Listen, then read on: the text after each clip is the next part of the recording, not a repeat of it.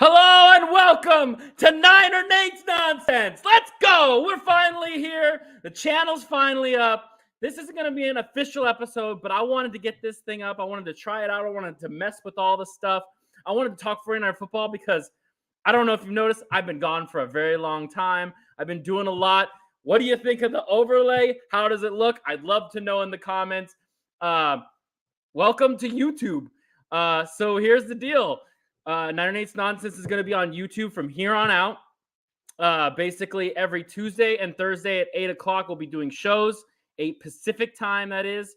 We'll also be doing, maybe broadcasts on the side like this. Maybe not Saturdays because it's a weird day, but I wanted to mess with this today because I had the day off and I was messing around. The show will also be podcasted. Every single show will be podcasted on the same feed that you were already subscribed to. If you're already subscribed to Niner Nate's Nonsense, if you weren't subscribed, what the hell are you doing? Get subscribed. Find Niner Nate's Nonsense. Subscribe right now. The other thing is, anyone who subscribes to this channel here on YouTube.com, once we hit 1,000, which there's over 3,000 of you that follow me on Twitter. If we can't hit 1,000 before the 49ers season, what are we even doing here? But if we hit 1,000, then we are going to have a giveaway for a Trey Lance jersey of your choice. So meaning red, white, not black because that doesn't exist, but any of those jerseys you want, you can get if you win. And we'll even do it live on YouTube.com. We'll do everything live. We do everything live now, baby, because that's where we are here on YouTube.com inside of Levi's Stadium, baby. It's been super fun getting this thing set up and getting ready, but we haven't talked 49er football in a while. So I decided it's time to bring Ben Meyerson on and talk some 49ers football. I hit the wrong button. Still learning here on YouTube.com. What's up, man? How are you doing? I'm doing well, honestly. Just making it through spring ball covering FSU on my end, man. But I'm happy to be talking about the 49ers. It's been too long. And I know we're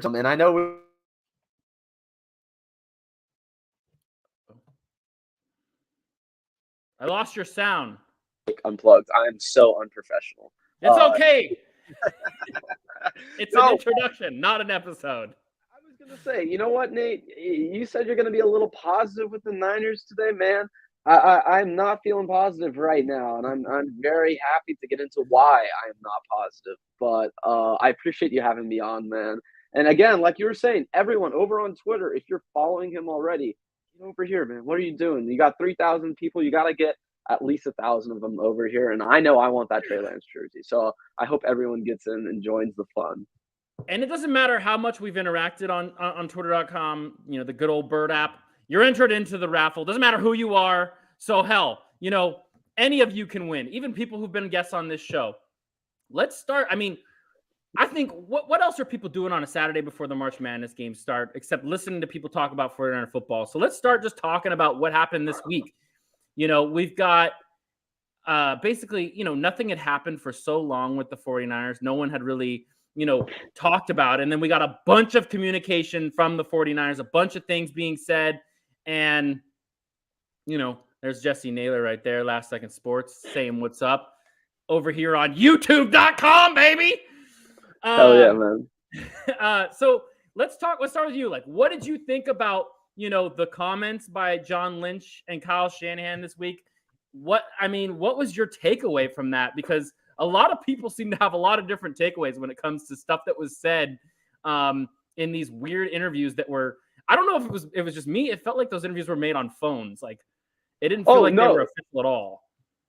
They all were. You know what was going on? They're doing the owners meetings down in West Palm Beach, my area, actually. I'm like literally from 20 minutes from there. But it's a really nice hotel, the Breakers, West Palm Beach. Highly recommend if you ever want to make your way out to the East Coast. But I will say, we're going to talk about John and Kyle, what they said.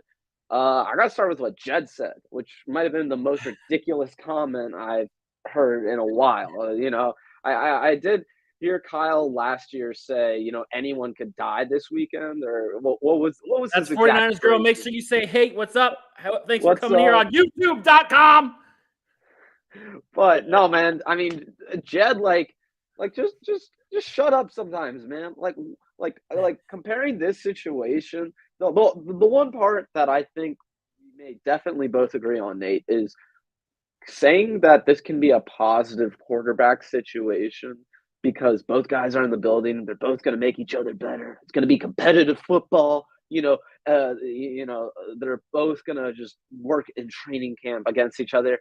That is the one thing that I just think is absolutely flat out not true, and it's because of what we saw from this team this past year.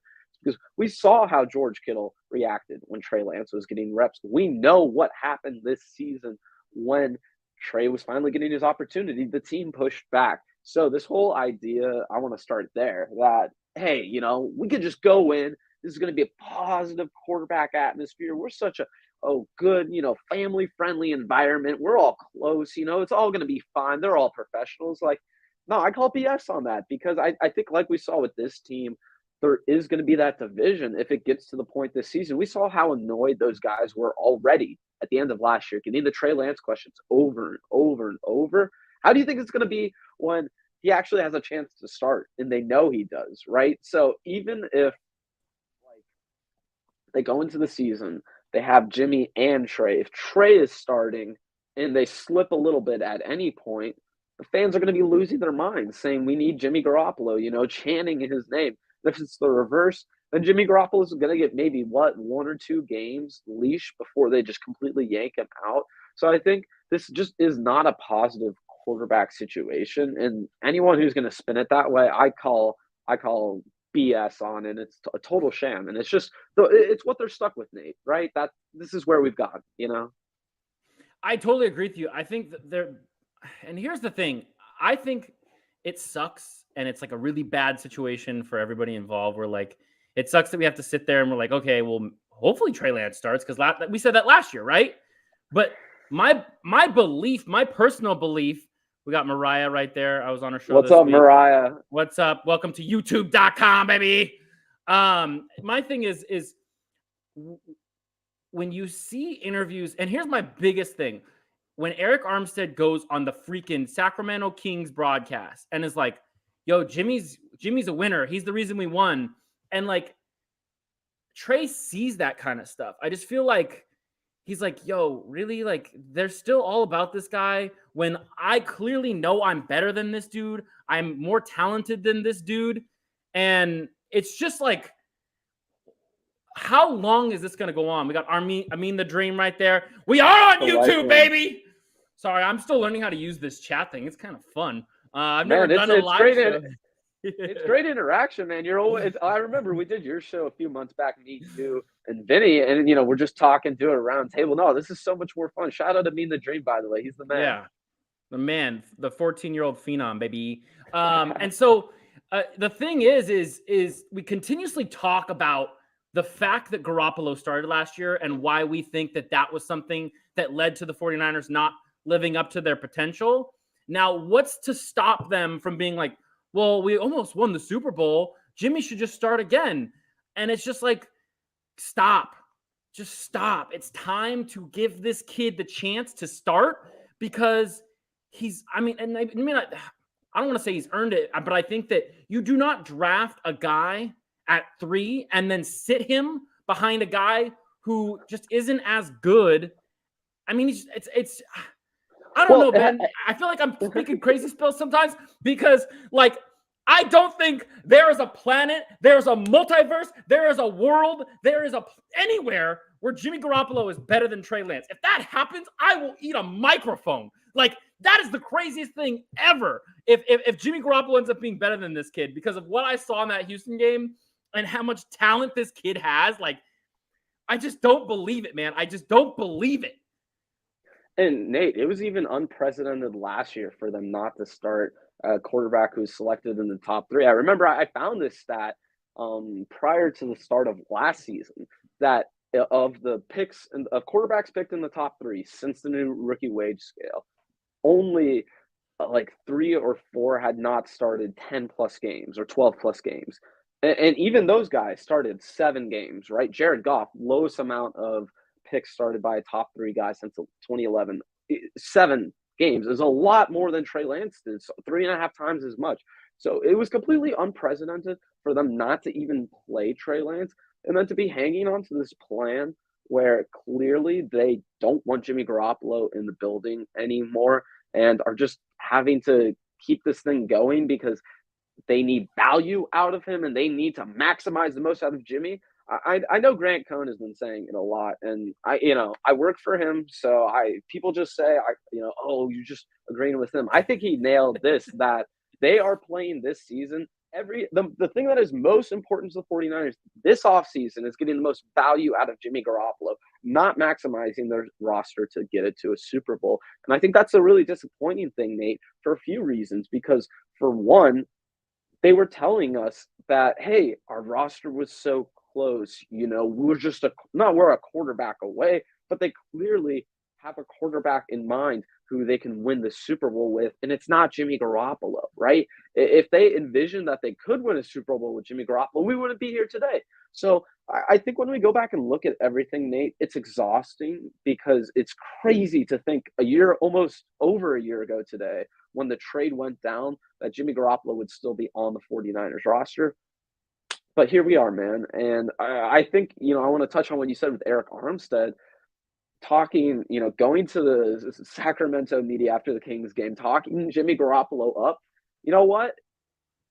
For the 49ers who are going to all these meetings saying, oh, no, our team atmosphere is great, no worries.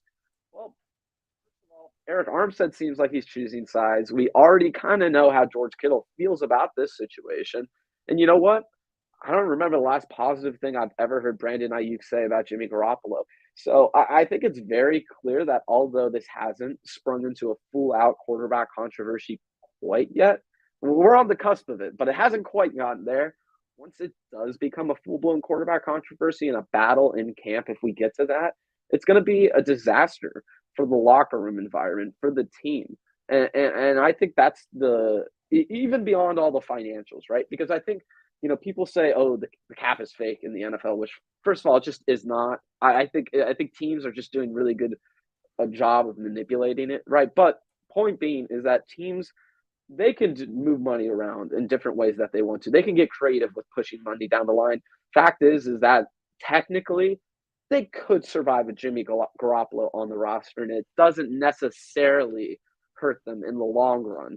But the problem with that is that when you look at everything else around it, it just doesn't make any sense to keep him. And for this team who is so focused on creating this great environment, putting players together that work together well, for them not to recognize how toxic this situation will become in 2, 3, 4 months up until the season, it's just ludicrous. It's insane to me, man, because you have to know the second you make that trade that you are taking the first out you get with Jimmy Garoppolo. You're taking the first opportunity you get.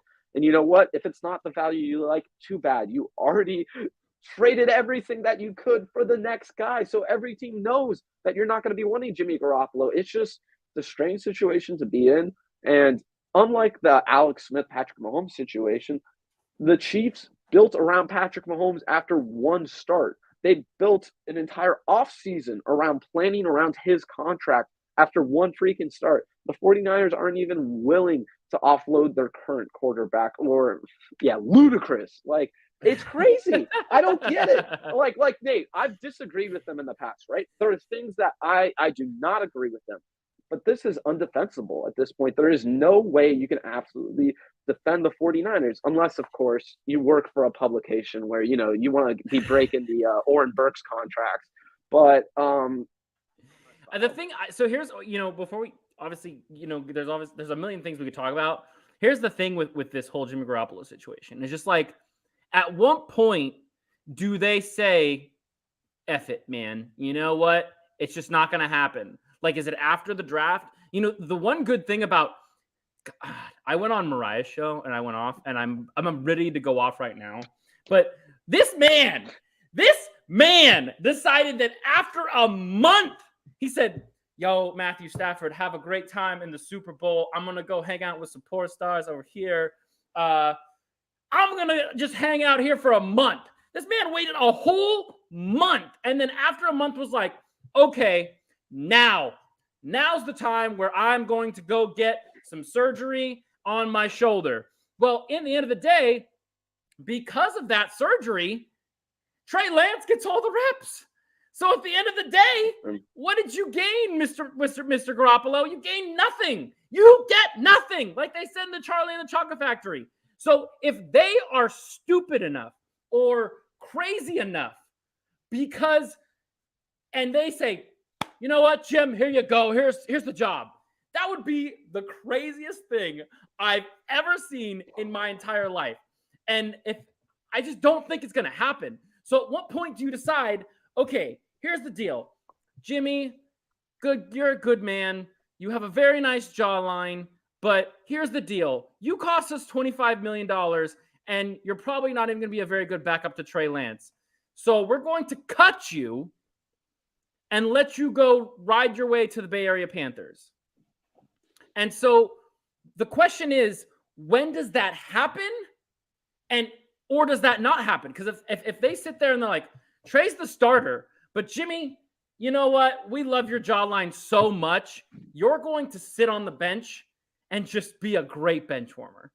Like, Ben, I think that's coming. If I could be paid $25 million to ride a bench, I would be on YouTube.com every day. I wouldn't do anything else except sit on YouTube.com. That's all I would do.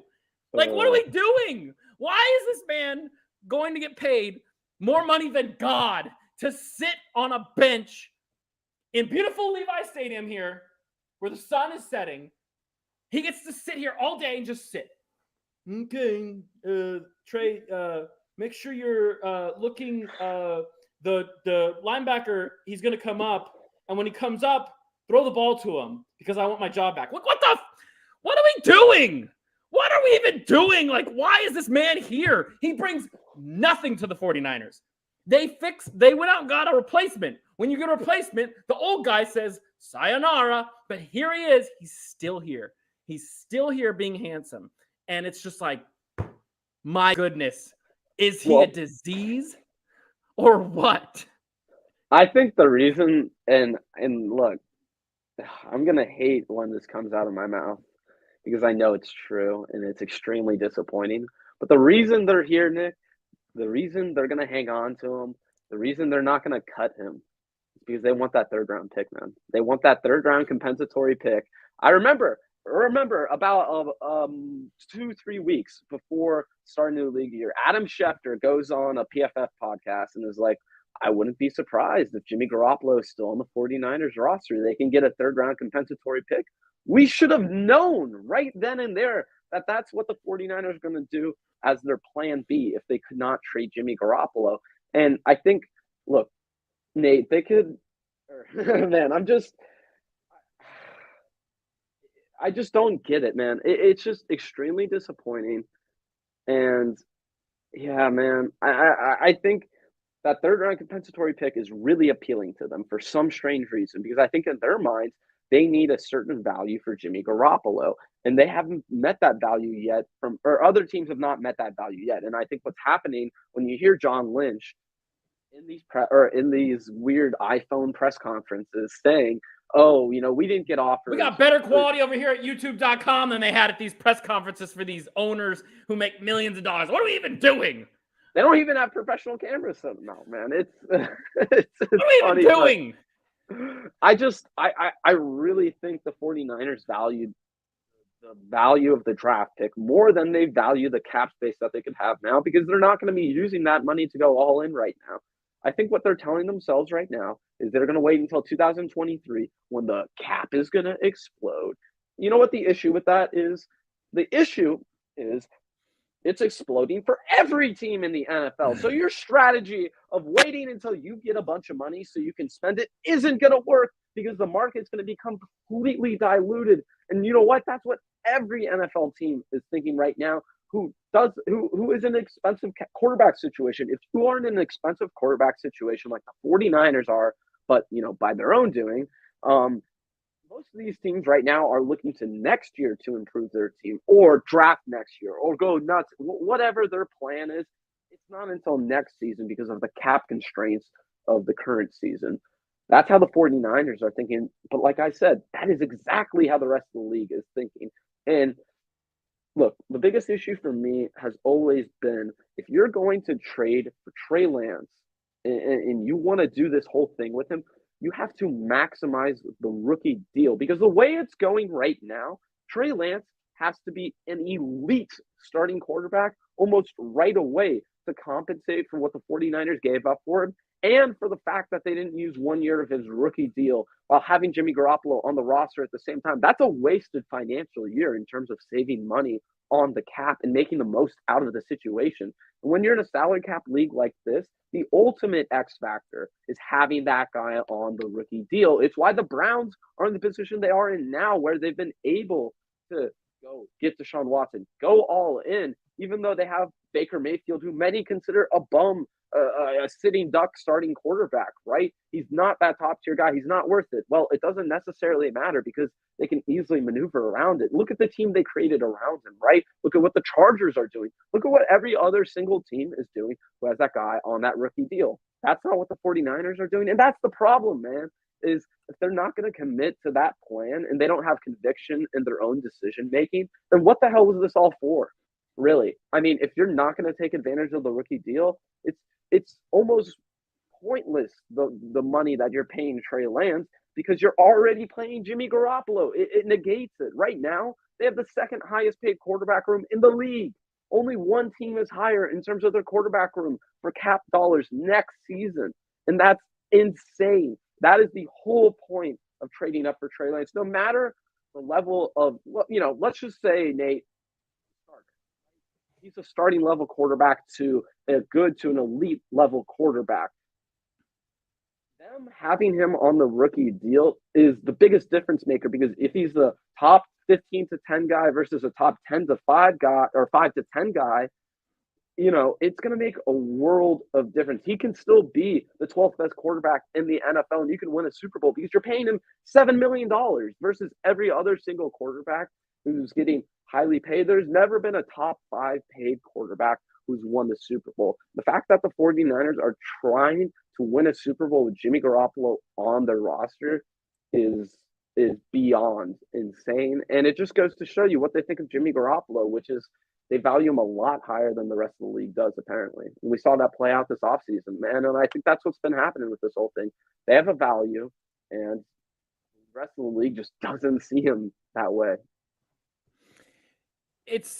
I mean, I don't think he's worth anything at this point, and I think that that's probably the problem is that because you're trading draft picks and you're paying the $25 million, and when the cap didn't go up, I think that there was people who kind of saw this coming, right?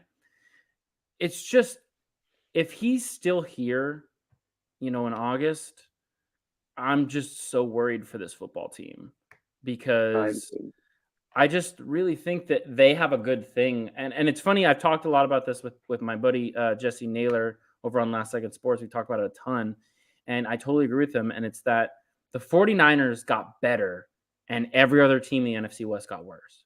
And so when every single team in your division gets better, or it gets worse, gets worse, and you get better, I expect greatness. But the problem with that expectation is as long as Trey Lance has Jimmy Garoppolo breathing down his neck, I don't know if he can live up to that full potential that I believe that he should have. And so I agree. My thing is at some point, and maybe they won't do this. If they don't do this, then maybe they're stupider than I thought they were. But at some point, you should be like, you know what? This is hurting us.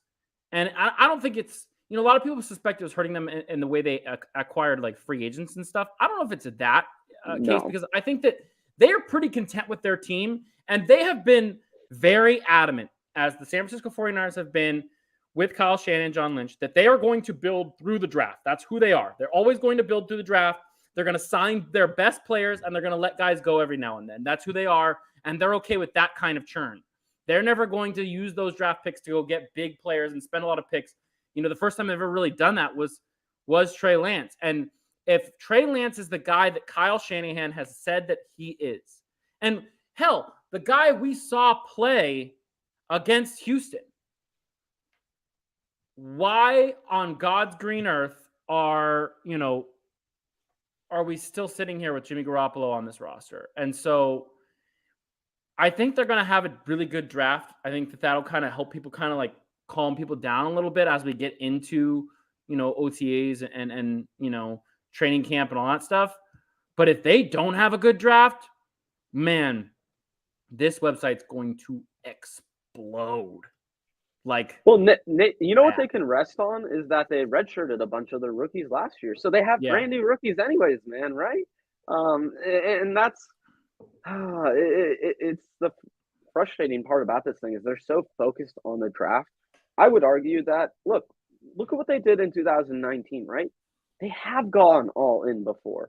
They are willing to do it when they think they are Super Bowl contenders, but they clearly don't think they're Super Bowl contenders, because if they thought they did, they would be acting differently. If you look at the move with Charvarius Ward, that is more of a long-term signing. Of course, it is for this year, right? But they also have Emmanuel Mosley, who's about to be on 1 year left of his deal, right? I look at the Charvarius Ward move as an investment for the future in the cornerback position. The way they drafted two guys last year, they want starters not just for next year, but for the next 2 to 3 years, which I would tell them none of that is guaranteed. And where your stars are now, you can't guarantee that Debo, Kittle, your defense, that all these guys are going to be what they were last year or even the 2 years before that. That's why I would have gone all in this offseason. And quite honestly, the biggest thing for me, and I think this is where we disagree maybe, I do not think they got better at this offseason. I really do not think they did. I think if you look across the board, you could argue they got better at their best spot, or at the most important, crucial spot that we've all been asking them to improve at. And that's going to make a world of difference. I will not argue with that. I think overall, though, the depth on this team is going to absolutely hurt them. And when the offensive line has any injuries next season, they're almost all but screwed right now. Like, tell me what happens if they lose Alex Smith. What's going to happen? What if he doesn't return next season? What if they move Brunskill to center and then they play another guard, and then they put Jalen Moore at guard and they put Mike McGlinchey at tackle? I mean, Mike McGlinchey is not ready. That's another thing. You got to play Colton McKivitz at tackle. There are questions, right? But I think at this point in a offseason, every NFL team has questions. My thing is, when I saw Trey Lance play against Houston, and I'm so sick of people being like, it's just Houston. It was just Houston. It was just the Rams that Jimmy Garoppolo lost to. Like, what are we doing? And so the thing is what I saw against Houston showed me that this is going to be a better football team with Trey Lance at the helm, because of the fact that not only is he not going to stand there and I'm going to do the Grant thing, the pat the ball, live here at Levi Stadium. Here I am doing the pat the ball thing. And so he's not going to stand there and pat the ball and stand there like a statue. I think you notice when in that Houston game, Trey Lance, the minute anything broke down, ran outside the pocket. The throw that every Niner fan talks about all the time, runs outside the pocket, launches it down right where Debo catches it, touchdown. That's the kind of stuff everyone wants to see. And so when you see that, it shows me not only is this kid have a better arm than Garoppolo, but he's also smarter because he doesn't stand there like a dumbass. Like, the man, Garoppolo literally is like the Statue of Liberty, standing in the middle of the Pacific Ocean, just standing there, watching planes go by, watching Aaron Donald come to hit him in the face. Like, standing there, right? It's like, it's not that hard just to move, right? Just move. Just step out, step forward, step to the left, do the cha-cha slide, do something. My God, don't just stand there. And then to see a quarterback who just literally just walks outside of the puck and just does it once, you're just like, okay, we got better there. And when you get better at the quarterback position, and here's something I learned in Seattle. It doesn't matter how god-awful everyone on your team is. If your quarterback is just good at being a quarterback, you're going to find ways to win football games. Whether your coach doesn't understand how to evolve the NFL game, like legit, doesn't understand how to evolve the NFL game. This man, Pete Carroll, has no freaking clue what he's doing. Man. He doesn't even know, and they keep paying him. He has no idea. But you know why they won? Because Russell Wilson, the god, the boogeyman, he found ways to win. And if Trey Lance is anywhere near that kind of talent, then it won't freaking matter how bad the rest of the roster is, because you're going to find ways to win. And I've seen great quarterbacks find ways to win just from quarterback play alone. And the thing is we're talking about like other positions, right? I'm getting like worked up because this is what I do. But like there's positions on this team that there's teams in this NFL and this league who would die to have George Kittle, Deebo Samuel, Fred Warner, Nick Bosa, like Jimmy Ward. Jimmy Ward like is the most underrated player I've ever seen. The guy is great. I don't want to swear, but he's amazing, right? And you think the Seahawks are not the Seahawks. You think you think the Jets wouldn't die for Jimmy Ward?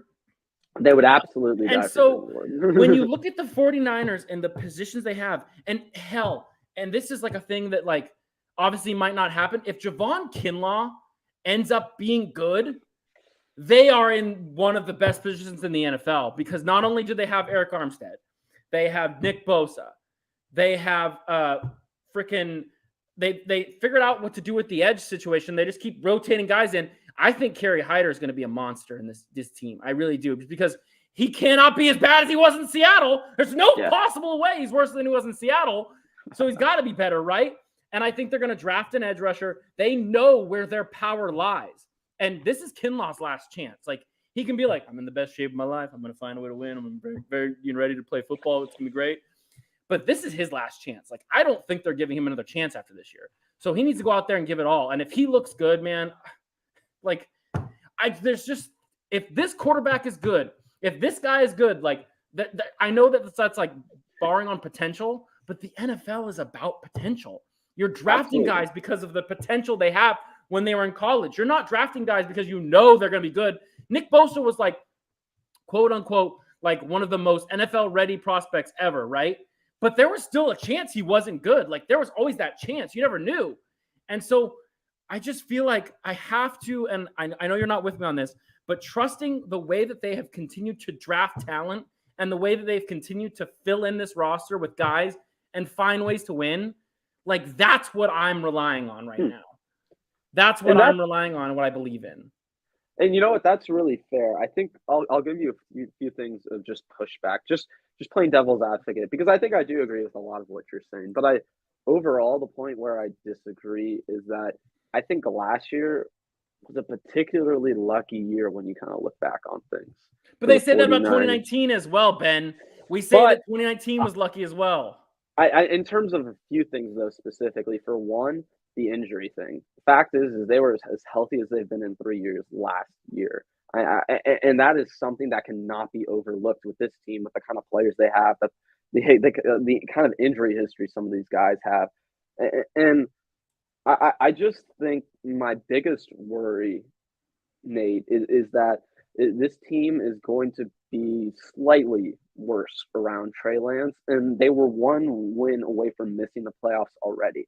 I think Trey Lance will have growing pains. I absolutely believe in him, but I also think it's going to take him time before the end of the season. The first 6 or 8 games, I think it's going to be a bit of a learning process for him, and I think he'll look really good in moments.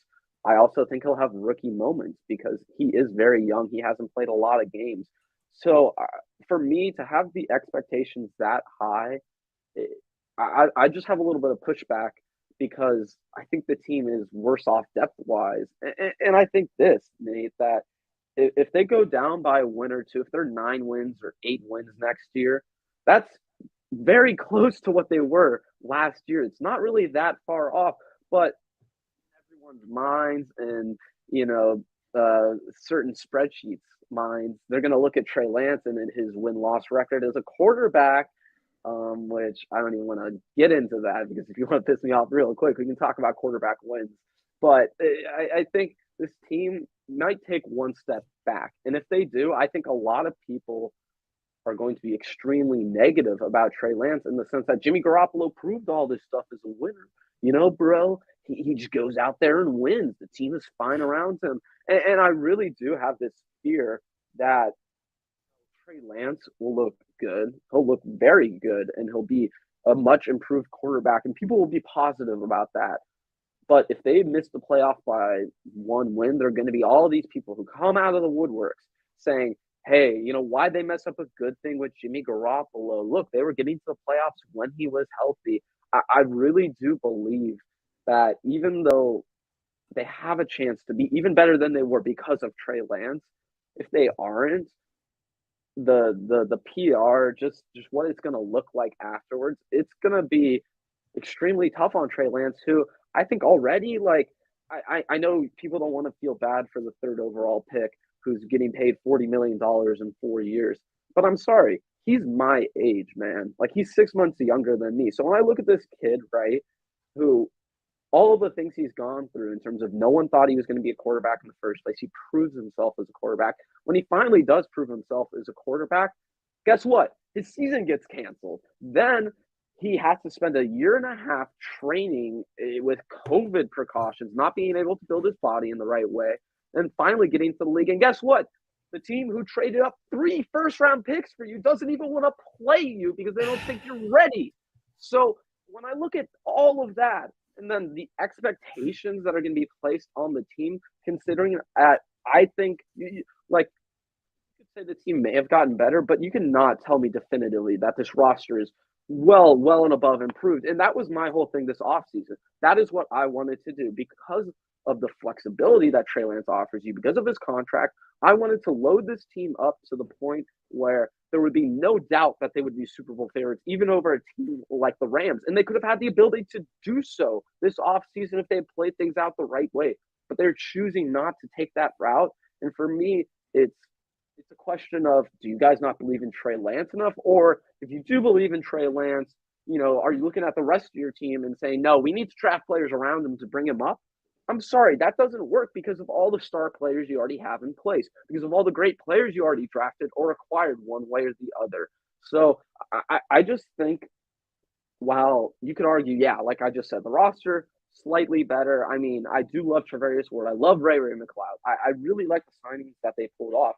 In the same sense, they could have put themselves well over the top this offseason, and they chose not to. They did not, it's not like a one thing or the other, right? They're to me, it's black and white. They are specifically choosing not to go all in right now.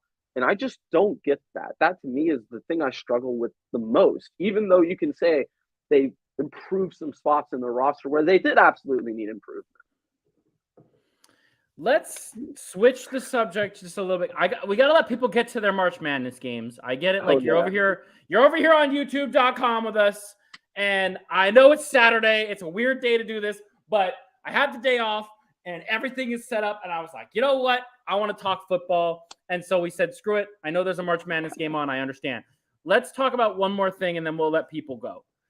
So this draft is coming up. And I'm not going to go all the rounds. I don't want to do that right now. That'll be something we will do at some point. I just want to talk about this second round pick.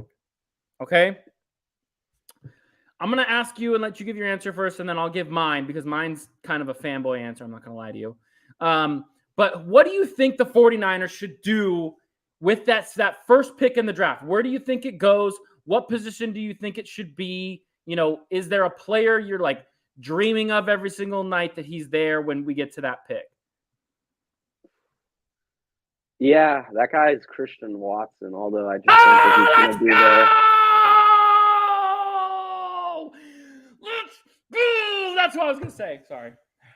No, you're fine, man. I'll give you my real answer, though, because I know he's not going to be there. Say that. I think, to me, you have to draft someone on the interior of the offensive line with guard center flexibility. And to me, this is the absolute number one need of this draft. If you have to take him on that first pick of the second round, you have to. But I'm also fine with them waiting until the back end of the third round because I think there's still value there. Everyone has been talking about, from the owners' meetings, Alex Mack probably back, right? I don't know about that, man. And while John Lynch is very confident and apparently positive about this situation, I've also heard him say this a bunch of times before with offensive linemen specifically last two off or not last two off seasons, but the two off seasons before that.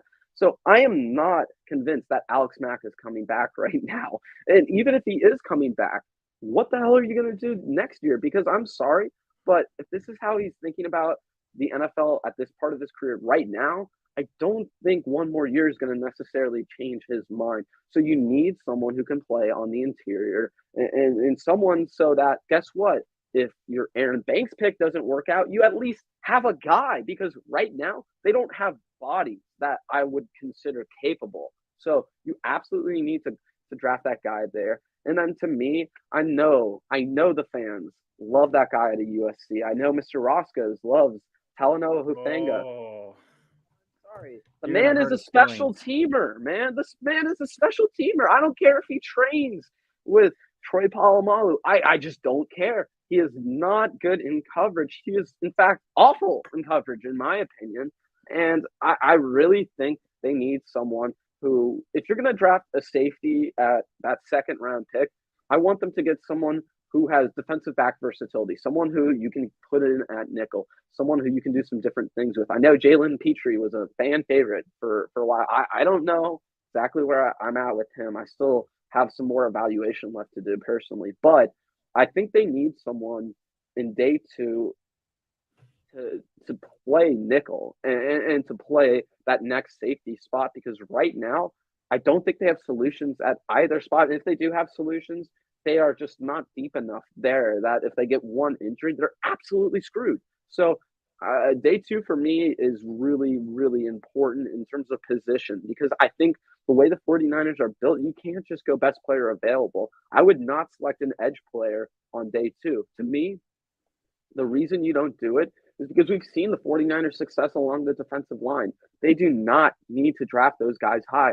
In fact, I would draft that guy in the 5th round every single year, just like I would draft a running back in the 6th round every single year if I'm the 49ers, because we know we can produce players at those positions from those rounds. So to me, you gotta go interior offensive line. You can get the best guy of like the best interior offensive lineman on day two of the draft. The Chiefs did it last year. Unfortunately for the 49ers, they just happened to pick the 1 round 2 guy last year who didn't even dress up at all for a single game, which just ironic, right? But they really need someone who has versatility in both areas, defensive backfield and the interior of the offensive line. And you know what? In terms of draft crushes, and I know people are going to be mad at me when I say this. I know I'm going to get a reaction. But I honestly believe I would spend a high pick on Matt Ariza, the punter / kicker from San Diego. He's done. No more of him. I'm just kidding. What was that, man? What was that? No, hey, Matt Ariza You is said my punter, guy, 4th round pick. No punters. No, I did not say 4th round pick. I said 5th. 5th is what I'm cool with. Okay. Because no, hey, I'm picking a weapon at special teams. I'm not kidding, man. I want Matt Ariza. If they're willing to spend a 4th round pick on freaking Mitch, I'm not even going to kick it out of the end zone. They can go get the punter who gets 80-yard punts night and day. I'm absolutely going for that punter, man. I'm sorry. If they value Mitch that high, they're going to value Matt Ariza in the 2nd round. Okay, man? So I don't want to hear, oh, no, that, value. No. The 49ers shot value out the window when they took Mitch, who's not even a top 10 punter right now. I want the best punter in the league. I want a weapon. We're talking about punters. What are we doing? Why are we talking about freaking punters? I'm talking about a weapon. I'm talking about special teams weapon. You want to talk about a weapon? Let's talk about Christian Watson. My God. Christian Watson. Honestly, this man, I'm having dreams about this man. I don't know what it is. I saw a picture of him like recently just without his helmet on. Like his body doesn't look like it fits his head because his body's just massive and his head is small. Yeah. He reminds me of Calvin Johnson, where like he's just a freak, dude. And it's like the only reason this happens is probably because of the Jamar Chase thing. And I understand like Jamar Chase is a freak. Like Jamar Chase was always going to be the first receiver in that draft, and the Bengals were either going to try and not kill Joe Burrow or give him Jamar Chase, and they said, you can die. And so the thing is if Kyle really wants to just say, you know what, I'm the best coach in the league, I'm just going to go balls out, well, just crazy. I'm going to go get another receiver in this kid that Trey Lance knows. Trey Lance has thrown the ball to. You know, some idiots on Twitter would believe he's the reason Trey Lance went 3rd overall, but those people are not being mentioned today because they are stupid. 49ers. And so, you know, because of that, if they don't get an edge with that 2nd round pick and they get Watson, I don't even care, man. I don't even care. It's the sexiest pick they can do. Absolutely, but let's have a more nuanced discussion about this, because I think the thing with Christian Watson right now is I don't know if he's going to be quite a 1st round pick. So the position of 40, but I also think they could have the opportunity to draft up for him. So let me ask you this. How far would you be willing to, realistically, considering the draft capital they have, how much they've given up in the last year or two, how much would you be willing to trade up, let's say, 15 spots to select Christian Watson? Because I think that's a real conversation to be had here with him. You know, we're going to see where he's going to land. If he lands at the end of the 1st round, there's no shot you get him, right? But if he's in that 40 to 50 range, that should be a serious discussion. If he's 46, if he's 46, I'm going to get him. Like, I just think that the 49ers do this thing, and maybe you would agree with me on this. I think they tend to draft the player of need when that is not the best. And I understand, like, edge rusher is very much a player of need. That's probably where they should go. But best player available, if Christian Watson is there, that kid, what he would do for Trey Lance, the confidence he would give Trey Lance is worth more than it would be to have maybe a slightly less, you know, not as good pass rush. I just think that this kid, and this is like episode 0. Episode 1 of this show, Thursday night, I actually have a North Dakota State expert coming on to talk about Christian Watson and to talk about Trey Lance, because I'm obsessed with this kid. Like, I watched the Super Bowl, and I always knew the Rams were going to win. But the Bengals impressed me in some ways, because the Bengals, you know, while Joe Burrow has no time, Jamar Chase is always open. He's just that good. And so, and it feels like Joe Burrow almost has like a 3rd eye for where Jamar Chase is. And I feel like maybe this is me projecting that onto Trey Lance. But when you played with a kid, the same kid in college that you're playing with in the NFL, there's definitely something there. And especially, like, I know like Phoenix Sproles is his best friend, but like Phoenix Sproles is nowhere near this kid. This kid is big, he's mean, and I just think that he brings another element to this 49ers offense, because you have Ayuk, the finesse guy, catches deep balls. You have Debo, you know, guy with a body like a running back, can play running back, can go, you know, make contested catches, and also, you know, he's, you know, finding ways to bully people out of tackles. This guy is just a freak. You know, Absolutely. You throw the ball to him, he's higher than everybody, catches it, and he's just, I mean, he can catch contested balls all day. And, you know, that alone helps with the expectation that Trey Lance has to be perfect as well. You know, a lot of people are going to be on Trey Lance saying, oh my God, he has to be perfect because Jimmy was perfect. Okay, Jimmy's face was perfect. Jimmy's football play was not perfect. That's not simple. And so it's just thinking about Trey Lance here. I feel like if you went to Trey Lance and said, who do you want in the draft? You are the San Francisco 49ers for the next 3 years. Who do you want? He would say Christian Watson. And who are you to deny the future of the San Francisco 49ers what he wants right now? I just don't understand why you would do that. Yeah, and I think, like we discussed earlier, it's all kind of where this draft falls, because I think it is very, very deep at the receiver position. And that's the one reason why I might have pause with drafting up for Christian Watson, because although I think all the points you made are great, if I'm playing the devil's advocate, if I'm looking at it from a different angle, you could wait until the end of round 3 and still get a starting level receiver. And just because of need, the 49ers don't quite need that guy. But let's just discuss. I mean, if they do add Christian Watson, man, this offense I'm gonna be so would be happy. would be excellent. And one of the main reasons I would be really interested in drafting him is because of my worries of George Kittle. I mean, I think for one, we've seen his injury history the last few years, and it's concerning the non-contact issues he's had.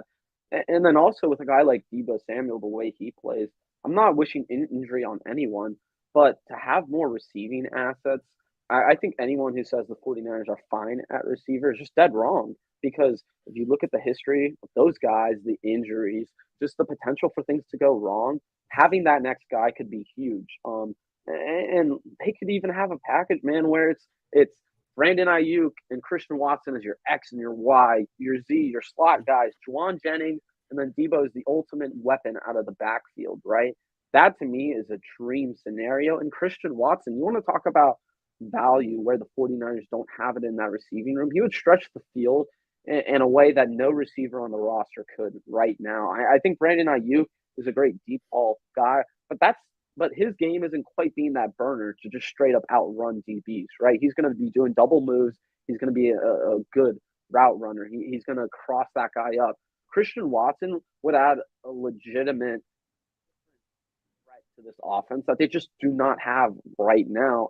And I think for a guy like Trey Lance who has the arm he does attached to his shoulder, man, he's got a rocket. You gotta take advantage of that rocket of an arm he has. And we saw it with that Houston game, I believe. There was that throw to Brandon Ayuk in the back of the end zone where Ayuk almost had it. It's throws like that that make me think, man, the value at the receiver position is huge. And I would be very interested And these guys are making $30 million now, a year. Like these contracts are getting crazier and crazier for wide receivers.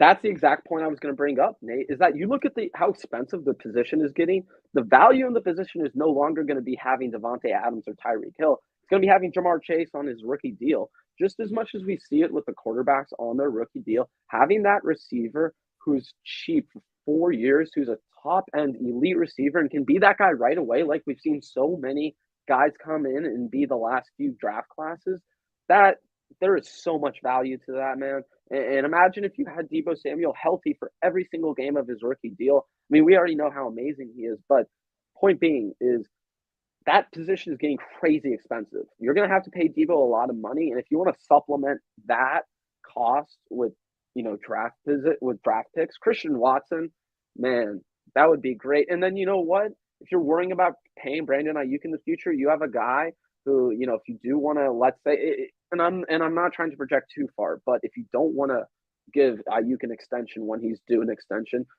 you can trade him and move on, and it's easier that way. And I'm not saying they want to do that or that's how you want to go about that, but especially at that position where there's such a premium paid now for these guys who are hitting the open market, who are getting traded, or at the peak of their career, even though they might be going downwards in terms of their age. I would want to be on the other end of that. I would want to draft all these great receivers we see coming in. So, man, I think they absolutely need to draft a receiver. And the idea that the 49ers don't need a receiver because they have so many good guys at the position, I'm sorry, man.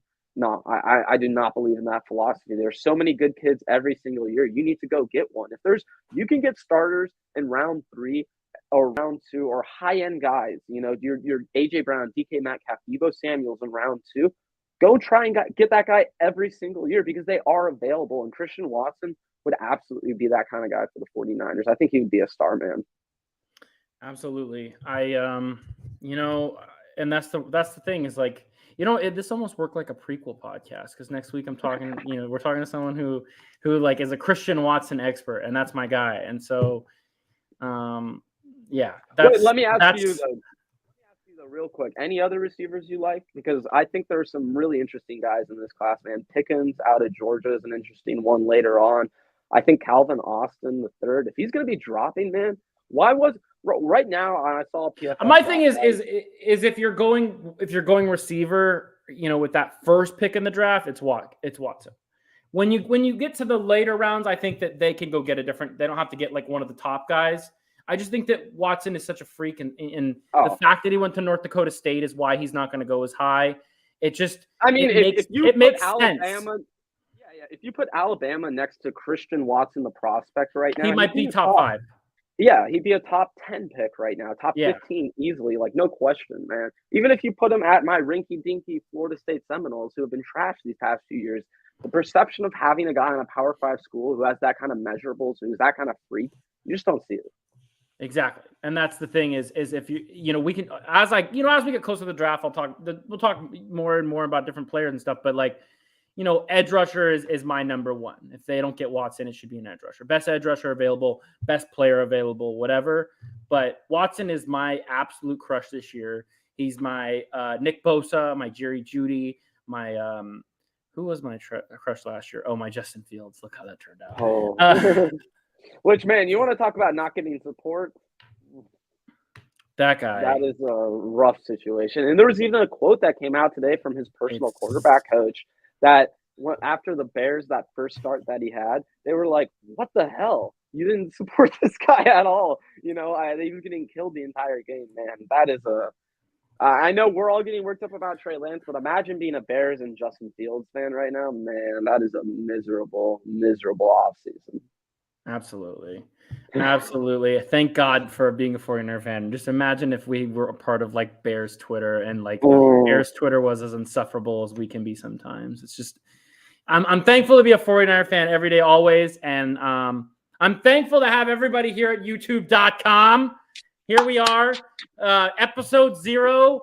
I know it's probably been like people popping in and out because they're watching the basketball game, but anyone who came in over the course of today, listen, watched, checked it out. I appreciate you. This is where we're going to be every Tuesday and Thursday at 8 o'clock, every 8 p Pacific time, every single week right here at Levi's Stadium where the sun is setting. And if you look, George Kittle's behind me. Hey, dude, I got George Kittle right here too. Don't worry. No, George Kittle's hanging out with me. He's right here. We're gonna go drink some brewskis, even though I definitely drink sparkling water the whole show. Ben, if they want to check out your stuff, how can they do it? Just search Ben Meyerson Football. I've changed my name now. It used to be just Ben Meyerson, but it's Ben Meyerson Football. If you guys follow me on Twitter, just go to the link in the description of my Twitter. Everything's linked there, so go check that out. But make sure you subscribe to Nate's channel as well, and drop a like button, guys. And I appreciate everyone that's been in the comments so far, right along with us. This has been a great show. I had a lot of fun doing this, man. I'm happy to be on. This is such a good time, man. I'm just super stoked to finally have this money pit finally come into fruition as something, because I just kept putting money in it. And I'm like, yo, eventually something's got to show up, right? Something has to be in front of my face one day. And here we are. There's something finally here. And obviously, I think if I learned anything from the first show, I need to have a light here because my face was shadowed here. But that is something we could fix. That's not that hard. Yeah, subscribe to the channel. Remember, if you're not already subscribed, or if you're just checking us out on Twitter, click the button, find a way to go to YouTube, search 908's Nonsense, subscribe on YouTube. First 1,000 subscribers entered in for a Trey Lance jersey of your choice. So there's no reason not to subscribe. It costs you nothing. It literally costs you nothing. And make sure you tell all your friends about the nonsense. And one more thing. The hype train never stops, baby. Let's go. YouTube.com.